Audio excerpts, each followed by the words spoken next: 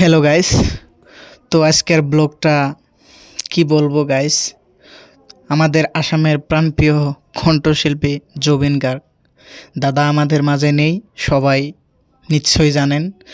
তো যেখানে চিতা দিয়েছিল আমার দাদাকে, তো সেখানে আমরা দেখতে এলাম। যে সময় চিতাটা দিয়েছে আর কি, সে সময় আসতে পারেনি, তো আজকে এলাম। আজকে 13 দিনের মধ্যে 13 দিন পরে, আজকে 13 দিন পরে এলাম আর কি আমরা। তো ভাবলাম আপনাদেরকেও দেখিয়ে দিই, যারা যারা আমার মতো আসতে পারেনি, ট্রিপ তাদের জন্য এই ব্লগ ভিডিওটা বানানো হয়েছে। তো আশা করি সবাই আসবেন, দেখবেন। জাস্ট এটুকুই, বেশি কিছু বলবো না, কারণ খুব খারাপ লাগতেছে।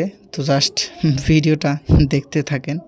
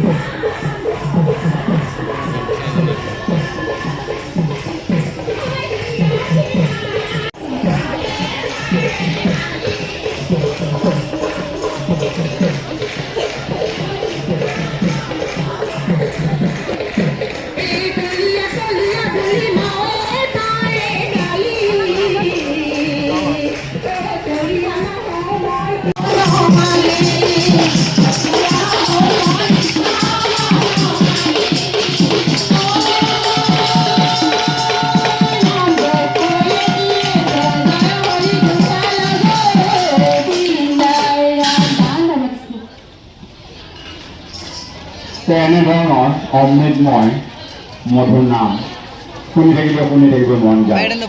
কথাটো হ'ল এই ঠাইখনৰ এক বিশেষত্বতা আছে। ইয়ালৈ বুলি সমগ্ৰ অসমৰ পৰাই ইমান দল আহিছে, আমি কাক দিম কাক নিদিম সেই কথাটো নহয়। খুব ভাল নাম কীৰ্তন হ'লেও আমি সামৰিব লগা হৈছে। সেইকাৰণে দেই অপৰাধ ক্ষমা কৰিব, কাৰণ আমাৰ আৰু দল আছে, তেখেতসকলেও আশা কৰি আহিছে। তেখেতসকলকো যদি আমি বঞ্চিত কৰোঁ তেতিয়াহ'লে কিন্তু আমাক দুখে চুব, নহয় মনত দুখ। আমি ইয়াত কাকো দুখ দিয়াৰ আমাৰ লক্ষ্য হ'ব নোৱাৰে। এইটো কথা হ'ল যে এই নামশাৰীত এই গোটেইবিলাক ইমান উৎসৱভাৱে নাচিছে, গাইছে ইয়াতকৈ কি লাগে আৰু এই বৈকুণ্ঠ পুৰী, নহয়নে বাৰু? আমি সঁচাকৈ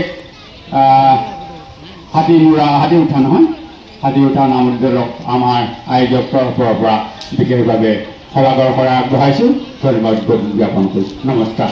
কথা লগাওক।